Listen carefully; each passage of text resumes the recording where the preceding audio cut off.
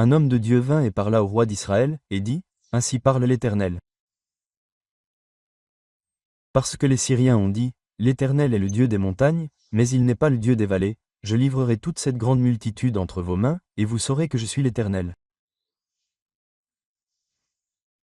1 Roi, chapitre 20, verset 28.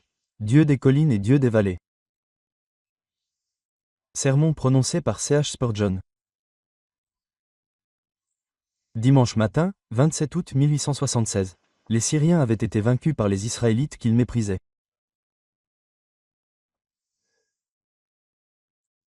Cette victoire avait été remportée par un nombre considérable d'hommes sur une armée si nombreuse que les Syriens en conclurent qu'elle avait quelque chose de surnaturel. Ils attribuèrent leur défaite au Dieu d'Israël. Ils avaient raison. Frères et sœurs, que ces païens ne nous couvrent pas de honte. Ils savaient à qui appartenait la couronne de la victoire, et malgré leur faible compréhension de Jéhovah, ils reconnaissaient que sa droite et son bras saint avaient procuré la victoire à son peuple.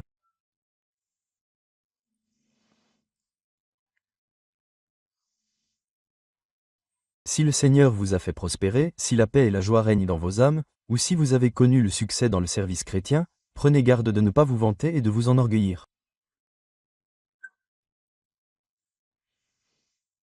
Rendez toute la gloire à Dieu, à qui elle est due à juste titre.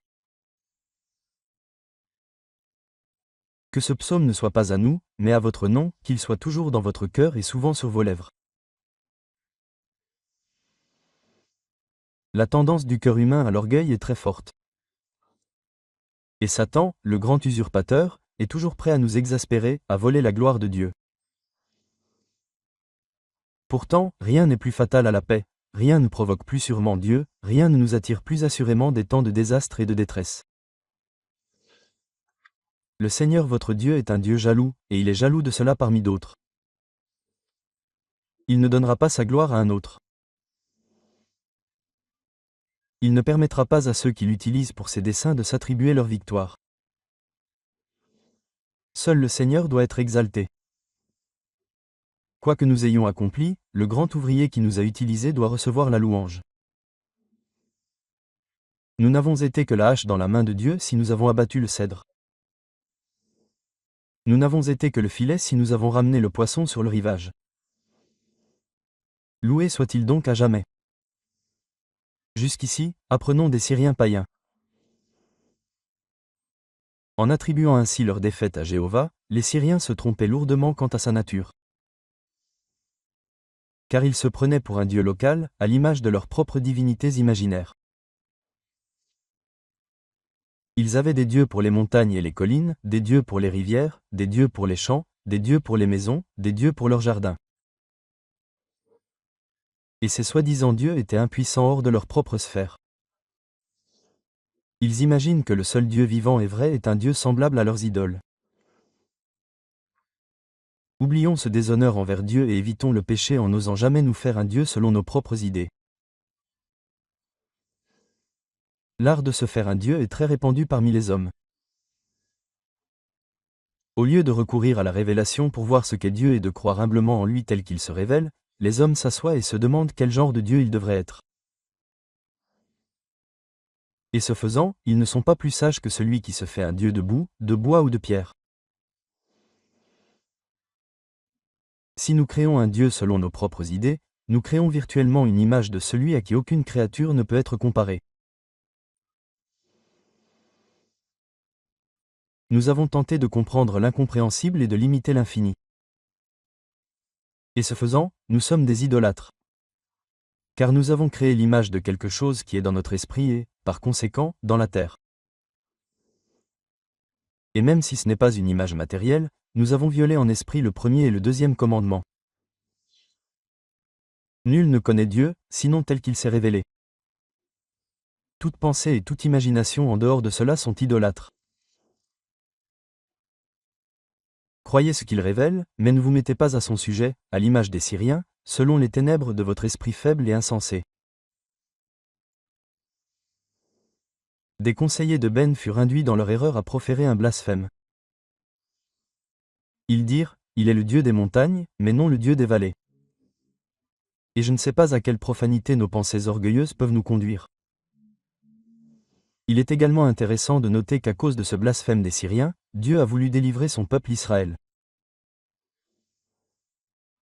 Ce n'est pas la seule fois, mais l'une des nombreuses fois où les blasphèmes de l'adversaire ont été bénéfiques pour le peuple de Dieu.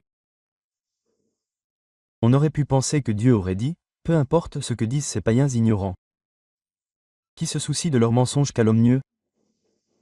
Mais notre Dieu est jaloux. Il est toujours représenté dans les Écritures comme soucieux de sa propre gloire. Et c'est pourquoi, bien qu'Israël fût coupable et qu'Achab, leur roi, fût détestable, Dieu décide qu'Achab et Israël frapperont Bénad et la Syrie à cause des paroles de la Syrie. J'invite tous ceux d'entre vous qui tremblent pour l'arche du Seigneur à puiser courage dans les paroles grossières des impies. Quand l'infidèle se moque de Dieu, vous regrettez son péché. Mais vous pouvez reprendre courage et espérer que Dieu interviendra peut-être. Il est temps pour toi, Seigneur, d'agir, car ils ont annulé ta loi. Quand vous voyez une philosophie sceptique se développer comme c'est le cas aujourd'hui, de plus en plus audacieuse et insultante envers la vérité divine, ne vous découragez pas, mais dites plutôt, ils provoqueront le Seigneur, et bientôt il arrachera sa main droite de son sein. Il déchirera les cieux, descendra et fera couler les montagnes à ses pieds. Il donnera à son évangile une grande puissance, afin que sa vérité triomphe et que ses adversaires sachent qu'il y a vraiment un Dieu en Israël.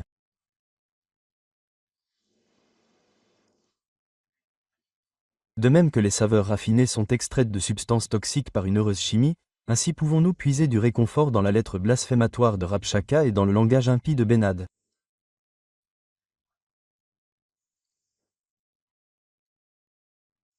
Car Dieu s'irritera contre eux et viendra venger sa nation élue et établir sa propre cause.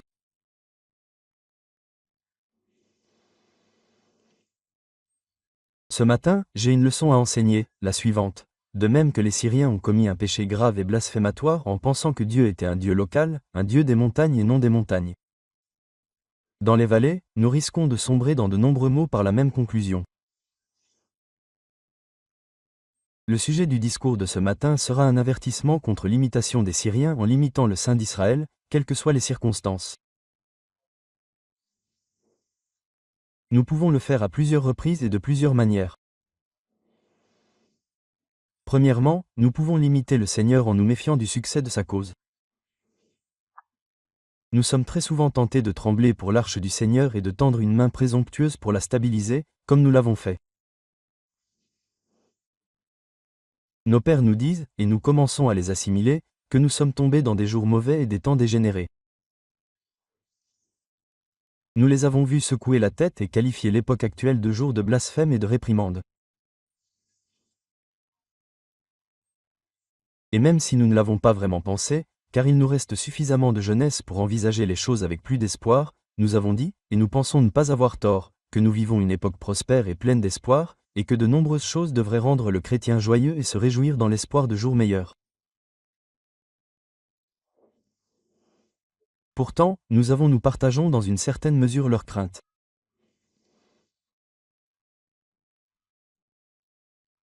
La tentation est parfois forte de penser que l'Évangile ne peut conquérir le monde, que la vérité de Jésus ne peut se répandre au milieu des ténèbres épaisses qui nous entourent, que la bonne vieille cause sombre dans un état désespéré et que la victoire tant espérée ne viendra peut-être pas.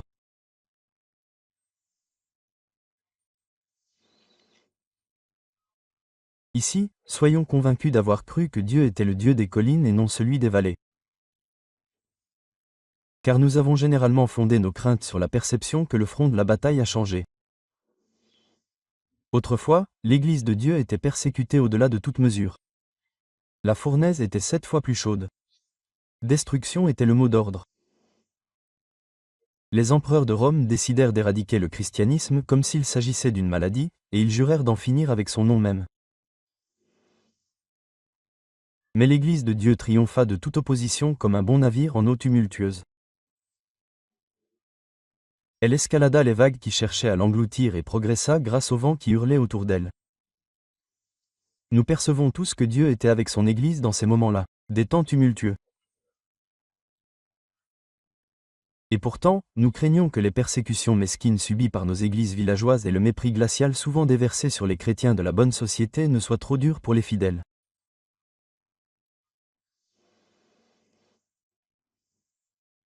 Dieu, qui a pu aider les chrétiens à jouer les hommes dans l'amphithéâtre de Rome et leur permettre de mourir sur le bûcher ou sous le gril, suscite encore la méfiance. Et nous osons soupçonner qu'il ne remportera pas la victoire dans la bataille que mènent quelques pauvres paysans d'un village contre un prêtre papiste et un écuyer persécuteur pour la honte. Rêvons-nous vraiment qu'il est le Dieu des collines et non celui des vallées? Nous avons entendu des hommes de bien argumenter avec méfiance d'un autre point de vue. Ils disent qu'après tout, la persécution ne nuit pas à l'Église. Elle ne fait que la vanner et chasser ses déchets. Et les temps sont bien pires, car la prospérité mine la piété. Ils disent que les chrétiens prennent les choses à la légère, qu'il y a tant de faux professeurs, tant de réputation à vivre alors que la mort spirituelle abonde. Tout cela est mortel pour l'Église de Dieu. Soyez-en sûrs. Puisque Satan n'a pas pu tuer l'Église en rugissant comme un lion, il tente maintenant de l'écraser en l'étreignant comme un ours. On dit qu'il y a du vrai là-dedans, mais ce n'est pas toute la vérité. Croyez-vous vraiment, mes frères et sœurs, que Dieu ne puisse préserver son Église dans l'épreuve particulière qu'elle traverse actuellement? Est-il le Dieu des collines de la persécution, mais pas le Dieu des vallées de la prospérité? Chassez cette pensée. De plus, vous êtes dans une grande peur, mon frère, car une nouvelle hérésie a surgi, ou une ancienne a ressuscité. Une doctrine terrible vous consterne. Vous êtes attristé par un enseignement qui assaille la vitalité du christianisme, et qui est si insidieux qu'il est difficile de le contrer, et vous dites, toute autre chose, l'Église aurait pu résister, mais cela étoufferait son âme. Cela la ronge comme un chancre. Quoi, mes frères? Avez-vous peur maintenant? Ne vous souvenez-vous pas de l'époque où l'Église était envahie par l'hérésie gnostique et où, par la suite, l'arianisme l'a affligée? N'avez-vous pas lu l'histoire de l'époque où la divinité du Christ était presque universellement niée, et pourtant l'Évangile a survécu? Chaque vérité divine a été à son tour attaquée. Et l'Église professante elle-même, pendant des siècles, a été presque universellement apostate. Et pourtant, l'Évangile n'est pas mort, ni sa voix réduite au silence. Le Seigneur était le Dieu des collines, il a anéanti ses hérésies et les a piétinées comme on foule la paille au fumier. Et que de nouvelles hérésies surgissent. Que les hommes attaquent l'Évangile avec de nouvelles erreurs. Dieu est le Dieu des vallées autant que le Dieu des collines, et il les vaincra une par une à mesure qu'elles surgiront. Le ritualisme, le spiritualisme et le matérialisme disparaîtront comme tous les autres adversaires du Seigneur et se consumeront en fumée.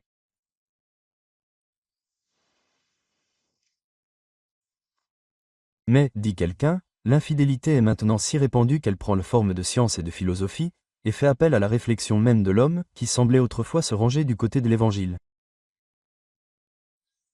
Il y a lieu de s'alarmer. Pourtant, nous n'aurons pas peur, car de nombreuses infidélités ont brillé et se sont éteintes comme des météores. Elles apparaissent comme des ombres et, telles des ombres, elles disparaissent.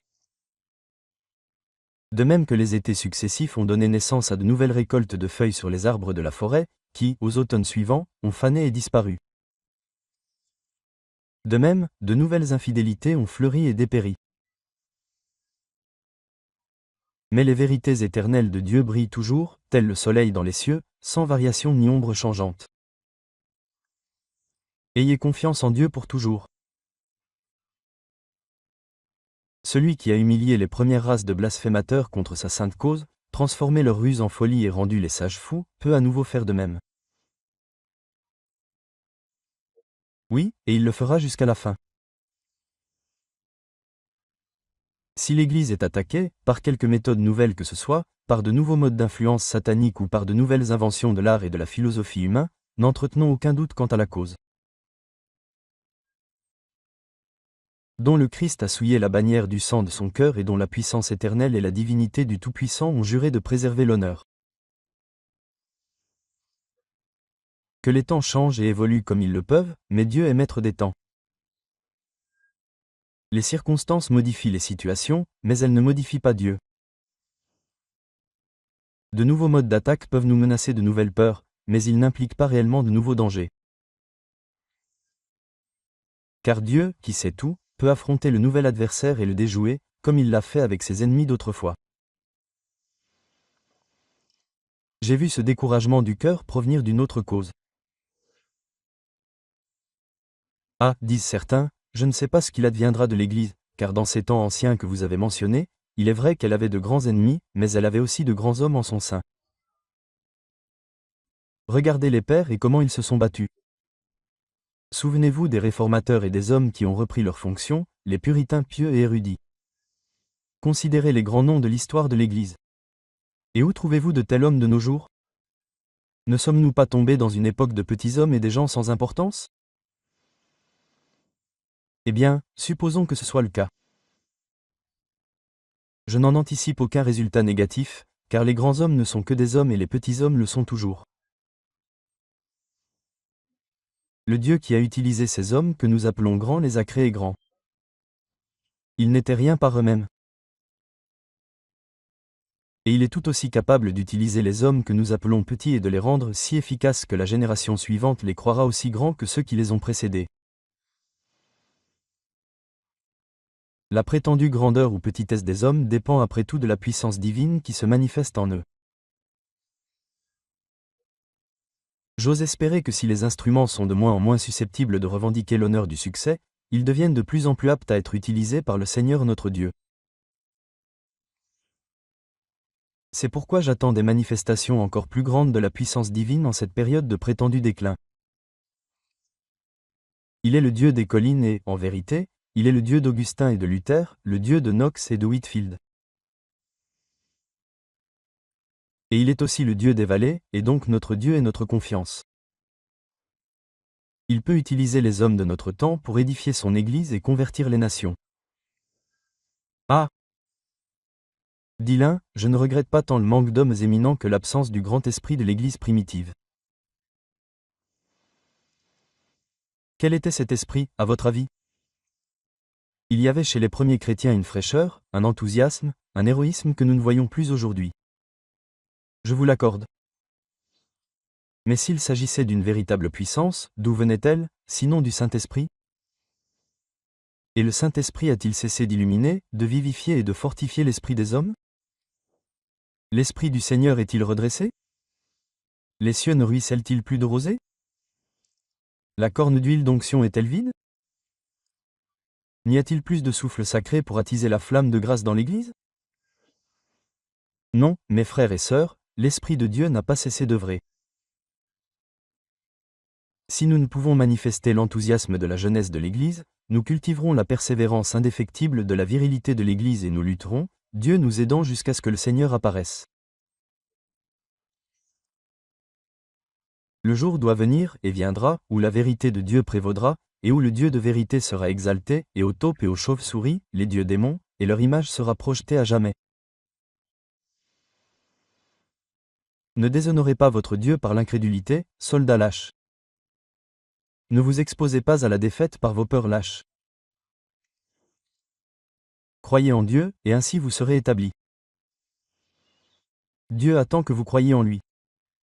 Et lorsque toute son Église sera assurée de la victoire avec une confiance courageuse, la victoire lui viendra certainement. Que le Seigneur augmente notre foi. Et désormais, à cet égard, ne rêvons jamais que Jéhovah, le Dieu des collines, ne soit pas le Dieu des vallées. Nous risquons de commettre le deuxième péché de Syrie en doutant de l'aide que le Seigneur nous apportera. Parfois, nous sommes confrontés à de graves difficultés et nous imaginons alors que le Seigneur ne nous aidera pas comme il a aidé les anciens saints dont nous lisons le récit dans la Bible. Nous pouvons croire tout ce qui concerne Abraham, Moïse et David, mais nous nous demandons si le Seigneur nous aidera. Nous considérons ces hommes comme les grandes collines, et nous nous considérons comme les vallées, et nous n'osons pas espérer que le Seigneur agira envers nous comme il l'a fait envers ses serviteurs au temps d'Ior. Ne pensez-vous pas que cela fait de Dieu un Dieu local? Ne devrions-nous pas avoir la même foi en Dieu qu'Abraham, Isaac et Jacob? Et si nous avions une telle confiance, ne verrions-nous pas les mêmes prodiges? Pas des miracles, peut-être, mais quelque chose d'aussi merveilleux. Dieu accomplirait son dessein par des providences ordinaires, mais ce dessein serait accompli aussi sûrement que si des miracles avaient eu lieu. N'admettons jamais que les promesses divines soient désormais des fictions et que l'aide divine ne soit pas accordée. Le Dieu des patriarches et des prophètes ne faiblit pas. Il ne se lasse pas non plus. Il est notre Dieu de génération en génération et est le même hier, aujourd'hui et éternellement. Maintenant que Jésus-Christ est venu dans la chair, le Seigneur n'a pas perdu sa grâce. Il se montre toujours fort pour ceux qui lui font confiance. Et il n'y a aucune raison d'en douter. Lorsque nous sommes confrontés à de graves difficultés, nous avons tendance non seulement à oublier les jours anciens, mais même à négliger l'amour du Seigneur. Nous pensons, incrédules, que le Seigneur m'a aidé lorsque j'ai placé ma confiance en lui au début, mais je ne peux pas m'attendre à ce qu'il m'aide maintenant. Dans ma jeunesse, j'étais plein de vigueur. Le Seigneur a été très miséricordieux envers moi et a accompli des merveilles. Mais maintenant, je suis moins vigoureux. Mon énergie de jeunesse s'affaiblit. Je ne peux plus affronter les difficultés comme autrefois, et je ne peux pas m'attendre à ce que le Seigneur m'aide maintenant. J'ai presque honte d'évoquer de telles craintes. Elles sont totalement indignes d'un chrétien, et celui qui les a cédées devrait s'en repentir du fond du cœur. Le Seigneur a-t-il changé parce que vous êtes plus vieux et plus faible? Est-il plus faible? Nous aide-t-il seulement lorsque nous pouvons nous aider nous-mêmes et nous laisse-t-il dans l'extrême difficulté? Dieu nous en préserve. Il a dit, « Je suis Dieu. Je ne change pas. Même aux cheveux gris, je suis lui. Je les ai créés et je les porterai. Même moi, je les porterai. » Et pourtant, il en est ainsi. Nous imaginons volontiers que le décalage horaire altère l'espoir de la délivrance divine. Ô insensé et lent de cœur, qui vous méfiez ainsi de l'amour immuable et de la sagesse infaillible. Dans chaque moment de détresse, Dieu œuvrera pour notre délivrance. Car ayant aimé les siens, il les aime jusqu'au bout. Les circonstances de nos épreuves sont aussi des occasions d'incrédulité lorsque nous sommes dans cette situation. Le Seigneur m'a aidé lorsque j'étais très pauvre, dit quelqu'un, et si j'étais à nouveau pauvre, je pourrais lui faire confiance. Mais maintenant, je suis sous le coup de la calomnie et de l'opprobre, ce qui est bien plus amer pour mon âme. Votre cœur, incrédule, suppose que vous allez maintenant tomber aux mains de l'ennemi. Mes chers frères, pensez-vous vraiment que Dieu ne peut nous aider que dans certaines épreuves et que, lorsque nous entrons dans de nouvelles épreuves, nous le trouverons déçu? Oh, mais la situation a tellement changé. Je pourrais lui faire confiance si je devais souffrir comme auparavant. Mais cela me surprend tellement. Est-ce si nouveau pour Dieu? Vous êtes perplexe. Est-il perplexe? Vous êtes maintenant perplexe. L'est-il? Réfléchissez bien et n'imaginez pas que celui qui pouvait vous aider hier vous quittera aujourd'hui ou demain. Si votre état empire 1000 fois, peu importe que votre foi ne puisse que rester attachée au Dieu immuable. J'ai même connu des chrétiens dire, « Je ne peux pas m'adresser à Dieu pour mes épreuves. » Elles sont si ordinaires et banales. Je peux prier pour les choses spirituelles, mais puis-je prier pour les choses temporelles? Je peux lui confier mes péchés et mes soucis, mais puis-je prier pour les petits soucis domestiques? Comment pouvez-vous poser une telle question? Il vous dit que vos cheveux sont tous comptés. Ce ne sont sûrement pas des choses spirituelles. Il vous dit de vous décharger de tous vos soucis sur lui. Est-il le Dieu des collines, des intérêts spirituels supérieurs de ses enfants, et n'est-il pas le Dieu des vallées, de leurs soucis de chaque instant? Ne nous invite-t-il pas à lui demander de nous donner, jour après jour, notre pain quotidien? N'a-t-il pas donné à ses anges la mission de nous soutenir, de peur que notre pied ne heurte une pierre? N'a-t-il pas dit de son peuple qu'il ne manquera de rien?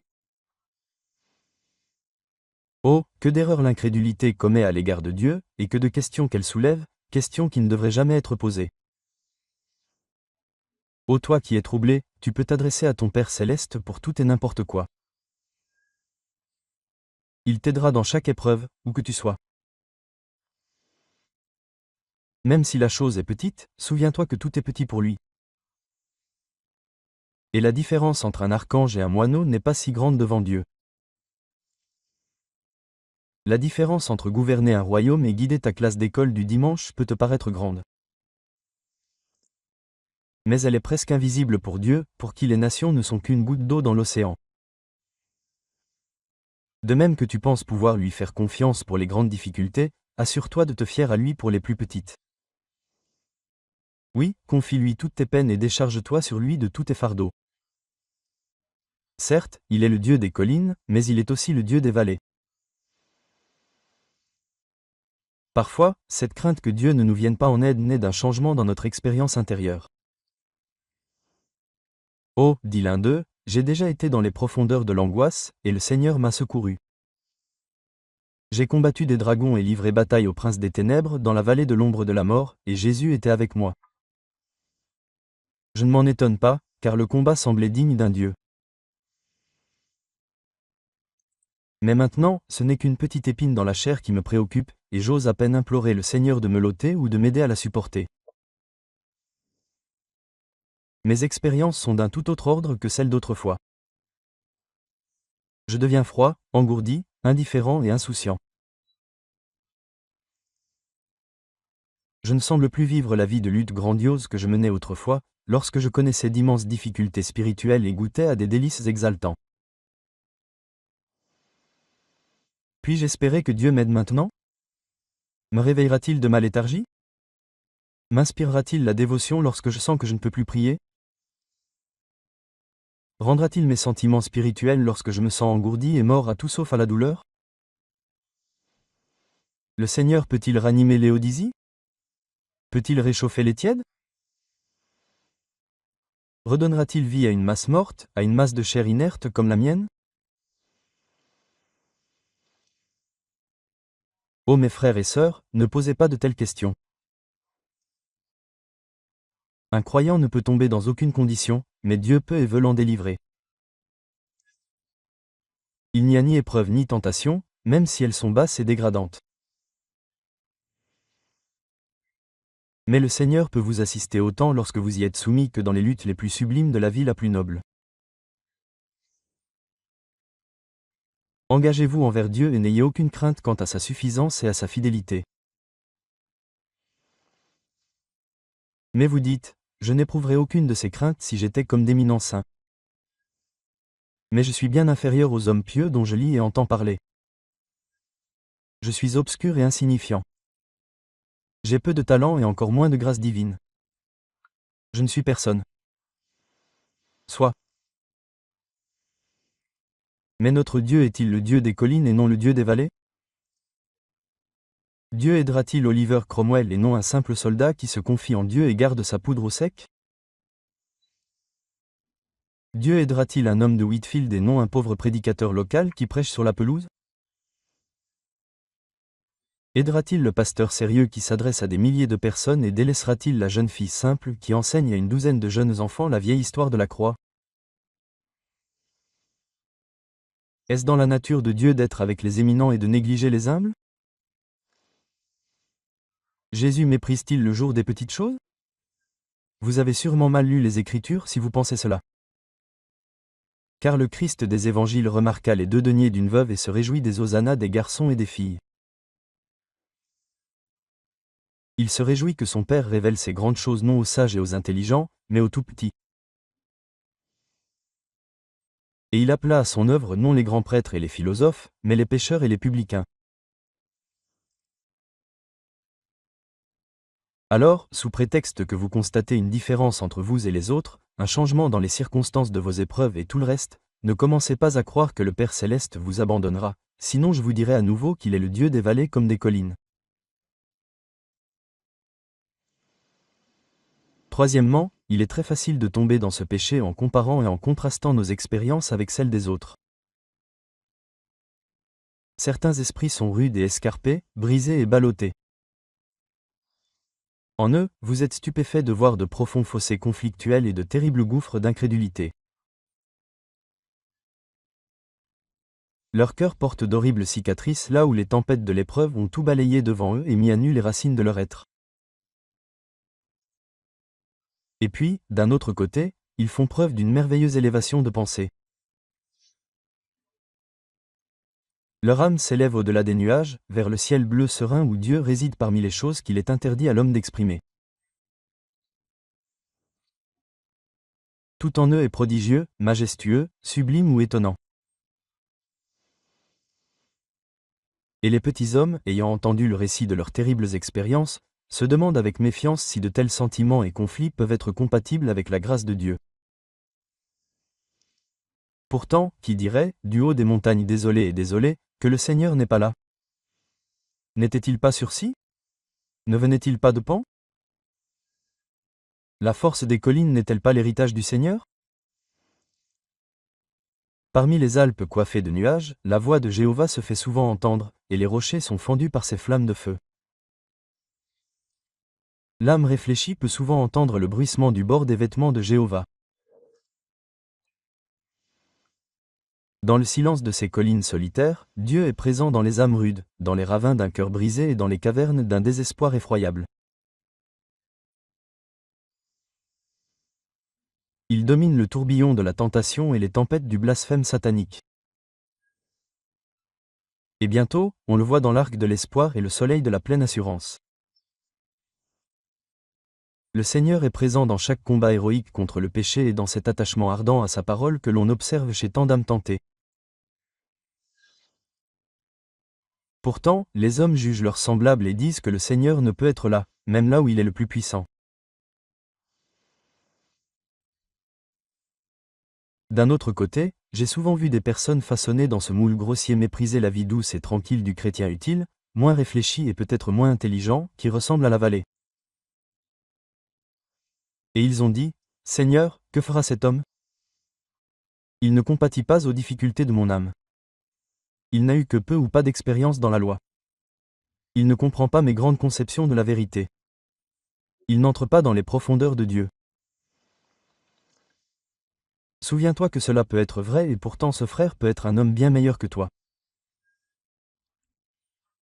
Il peut être l'un de ces champs bénis par le Seigneur, une vallée humble cultivée par l'Esprit de Dieu, jusqu'à ce qu'elle produise des gerbes d'or qui nourrissent des multitudes.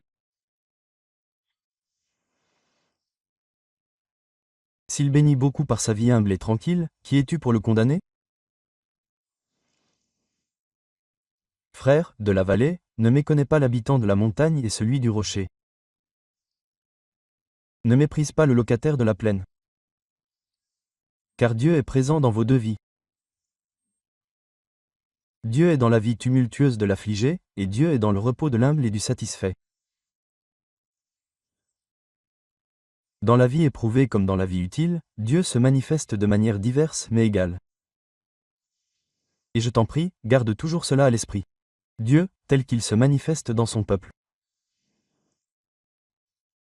Reconnaissez les vertus de vos frères et sœurs là où vous manquez, et non les grâces là où elles vous manquent.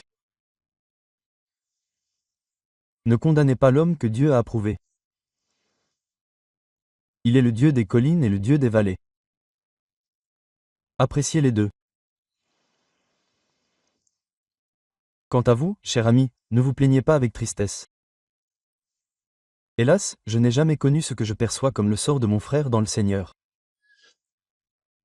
Il a vécu une expérience profonde, rude et étonnante de lutte avec le diable et de lutte contre ses propres corruptions. Je connais très peu ces choses. Ne désirez pas les connaître. Car si vous connaissez le Christ, cela suffira.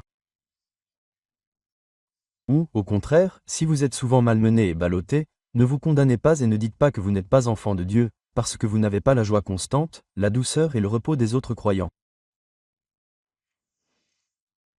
Il vous suffit aussi que le Christ soit à vous. Vous êtes un rocher, chrétien. Contentez-vous d'avoir les pieds soutenus sur vos hauteurs.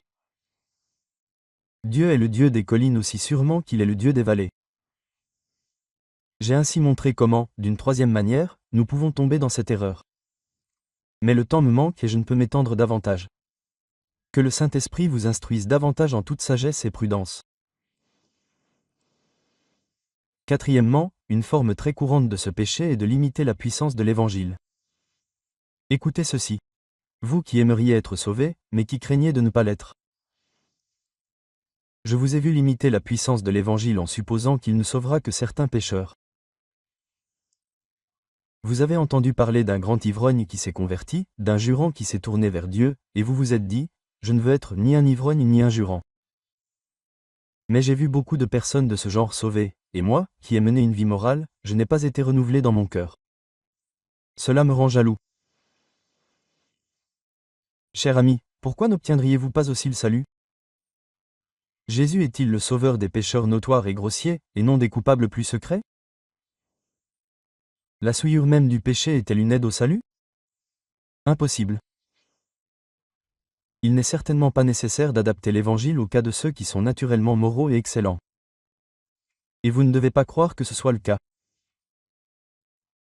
Jésus, qui sauve les publicains et les prostituées, bénit aussi celui qui cherche la vérité divine et ouvre la voie à la justice. Quand vous lisez l'histoire d'un tel ou d'une telle personne, grand pécheur, soudainement frappé et converti à Dieu, vous ne souhaitez pas être comme lui dans son péché. Mais vous pourriez supporter ce mal s'il y avait en vous un changement aussi manifeste que celui que l'on peut observer en lui. Je comprends ce sentiment, mais il est fondé sur une erreur et tend à entretenir l'idée que la grâce de Dieu se manifeste davantage dans un seul cas que dans un autre. Un autre. La véritable conversion est toujours l'œuvre de Dieu et, par conséquent, une manifestation de sa toute-puissance. Le Seigneur présente l'Évangile à toute créature. Et quiconque croit en Jésus, qu'il ait été un grand pécheur ou un simple pécheur, trouvera le salut par le sang de l'expiation.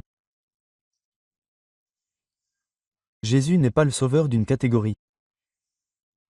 Mais sa puissance s'étend à tous et sur tous ceux qui croient. Aux hommes de toutes sortes. Sa grâce s'étend. Il bénit les collines et les vallées. Ah, dit un autre, je pourrais croire en Jésus, quels que soient mes péchés ou non, si j'avais connu l'effroyable conviction et le douloureux sentiment du péché que certains ont connu. J'ai lu que l'un d'eux était prêt à se suicider violemment lorsqu'il était tourmenté par sa conscience. Je n'ai jamais ressenti cela. Je sais que le péché est une chose terrible, mais je ne me sens pas poussé au désespoir, comme j'ai entendu d'autres le dire, sinon je pourrais croire. Mon ami, penses-tu que la capacité du Christ à sauver dépend de ta crainte de ta culpabilité? Ô âme, il n'est pas seulement le Dieu des collines, mais aussi des vallées. Il sauve l'âme de Tarse, qu'il terrasse comme une pécheresse orgueilleuse et guérie. Mais il sauve aussi Lydie, dont il ouvre le cœur à sa vérité, celle d'une habitante de la plaine. Ceux qui sont doucement amenés au Christ, s'ils se reposent en lui, sont aussi véritablement sauvés que ceux qui sont poussés à lui par de violentes terreurs et de terribles pressentiments de la colère à venir. Jésus est essentiel à toute expérience salvatrice, mais aucune forme d'expérience n'est essentielle pour préparer un homme à Jésus. Pourtant, s'écrie un autre, je crains que le Seigneur Jésus ne puisse jamais vaincre le genre de péché qui a établi son emprise sur mon âme. Je crois qu'il peut chasser des hommes leurs péchés graves et criants. Mais mes tendances sont plus subtiles et plus pernicieuses. Je sens une terrible indifférence envahir mon esprit. Où trouverai-je l'éveil et la vivification? Je réponds, vous trouverez de l'aide pour vaincre votre péché, exactement là où le blasphémateur et l'ivrogne le trouvent. Le leur, c'est-à-dire en Jésus-Christ. Et la puissance sanctifiante de son Saint-Esprit. Jésus peut vaincre un péché comme un autre. Il n'y a pas de péché dans toute la liste. Mais le sang du Christ peut laver la culpabilité. Et l'eau qui a coulé avec le sang peut ôter son pouvoir sur l'âme. Jésus peut nous accorder la double délivrance, à la fois de la criminalité et de l'esclavage du péché. Que le péché soit de la montagne ou de la vallée, faites-lui seulement confiance et la domination du péché sera brisée. Chrétiens, je vais maintenant vous parler et vous rappeler que trop souvent, lorsque vous vous apprêtez à parler de Jésus et de son amour, vous ressentez le désir de sélectionner vos auditeurs. Vous rêvez au fond de vous que certaines personnes sont plus conquérables que d'autres par la puissance de Dieu. Inutile d'essayer après la conversion d'un tel. Vous dites que vous mettez certains personnages sur la liste noire et les considérez comme désespérés, tandis que pour d'autres, vous ressentez plus d'espoir et travaillez parmi eux avec plus d'esprit. N'avez-vous pas, dans une certaine mesure, sombré dans le péché de Syrie? Votre Christ n'est-il pas manifestement le Dieu des collines, et non le Dieu des vallées? Votre tâche est d'annoncer l'Évangile à tous les pécheurs, à toutes les classes d'esprit et à tous les rangs de personnes. Et lorsque vous le ferez, croyant que l'Évangile, entre les mains du Saint-Esprit, possède une puissance toute puissante et agit de tous côtés et parmi toutes les classes de personnes, alors vous verrez la main de Dieu œuvrer puissamment avec vous. Sur ce dernier point, nous ne devons donner qu'un ou deux indices. Nous pouvons, à l'instar de la Syrie, limiter la puissance de Dieu en n'attendant pas son aide divine dans son service. Lorsqu'on nous exhorte à œuvrer pour le Seigneur, nous sommes tentés de nous excuser pour diverses raisons. Nous parlons comme si nous ne pouvions pas compter sur l'assistance divine. Souvent, on nous invoque la rareté de nos dons et de nos talents. C'est peut-être vrai, mais cela n'empêche pas le Seigneur de nous utiliser pour ses desseins bienveillants. Dieu est le Dieu des hommes aux nombreux dons et à la grâce, mais il est aussi le Dieu de l'homme talentueux qui cherche à le glorifier. Nous sommes acceptés selon ce que nous avons, non pas selon ce que nous n'avons pas. Mais j'ai un tempérament si particulier. Je suis si réservé que je ne peux espérer aucune bénédiction. Frères et sœurs, cet argument est-il valable? Dieu est-il le Dieu des incapables et des audacieux, mais pas le Dieu des modestes? La grâce est-elle accordée au visage de bronze, mais pas au doux et humble? J'en suis sûr. Cessez ces vaines excuses. Ah, mais mon domaine de vie est très difficile. Je vis parmi des gens si étranges. Je ne trouve aucune sympathie et très peu me soutiennent dans mes efforts. Ah, vous aimeriez une sphère faite exprès pour vous, n'est-ce pas? Et si vous l'aviez, il ne serait pas nécessaire que vous y entriez, car tout le bien serait déjà fait. Voici une lampe bien allumée. Elle refuse d'être placée dans l'obscurité. Elle aimerait être suspendue au soleil, mais à quoi sert une lampe en plein jour? Et à quoi sert un chrétien là où tout est déjà comme il l'entend? Le désire-t-il?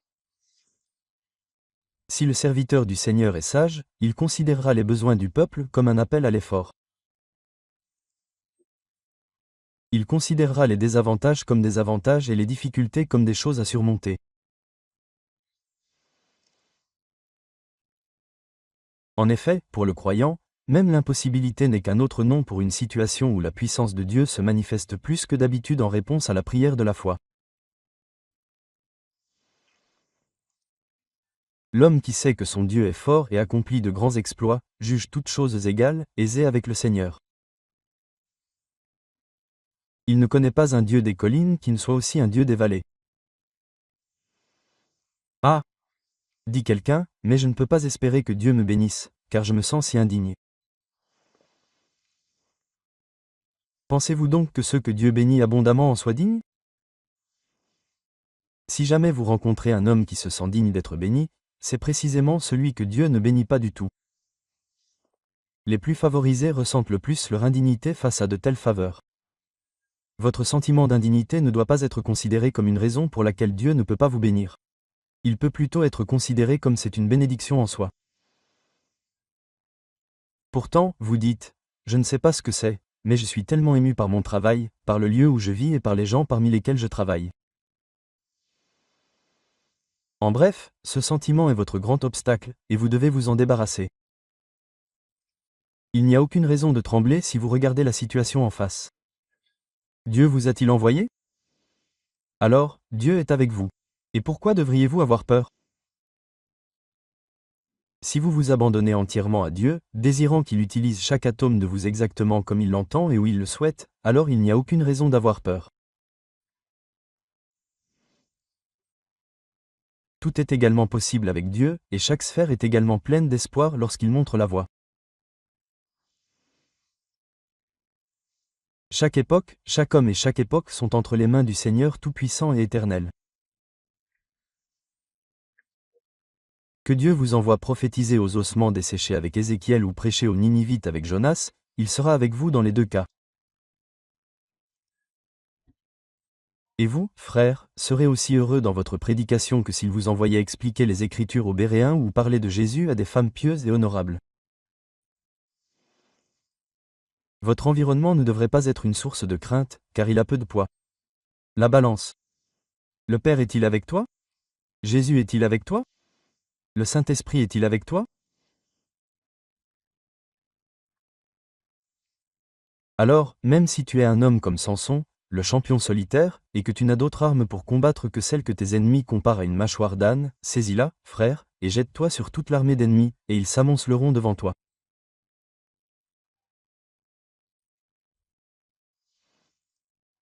Celui qui est pour toi est plus grand que tous ceux qui sont contre toi. Qui es-tu, ô grande montagne? Devant Zorobabel, tu deviendras une plaine. T'entends-je soupirer? Puissais-je atteindre cette foi et y rester? Je prie le Seigneur de t'aider. Car si tu crois au Seigneur tout ce que tu peux, ce ne sera pas un excès. Si tu lui fais une confiance absolue, tu ne lui feras pas une confiance excessive. Tu auras souvent honte de ton incrédulité, mais jamais de ton espérance. Tu rougiras souvent de penser avoir douté, mais jamais parce que tu as fait confiance. Personne ne te rencontrera jamais, pas même toi. Un démon, et dire, insensé, tu t'es trop reposé sur le Seigneur.